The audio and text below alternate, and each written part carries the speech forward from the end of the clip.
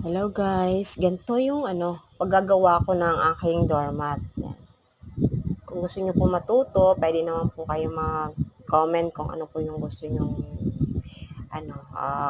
process na hindi niyo po alam. Ayan, yun yung paglalak ko ngayon. Pinapakita ko yung paglalak. Bali ngayon mag-voice over ako kasi nakaka-copyright kasi ako pag ang gagamit ako ng music. So, mahirap kasi delete and delete ng video. Ayan po. Madali lang sa una lang parang mahirap pero madali naman siya katagalan. Yan, dapat ganyan yung pagkakayari ng gilid ng yung lock ng doormat. Yan. Bale, rest muna. Minsan papalit-palit lang ako, flower, tsaka ganito.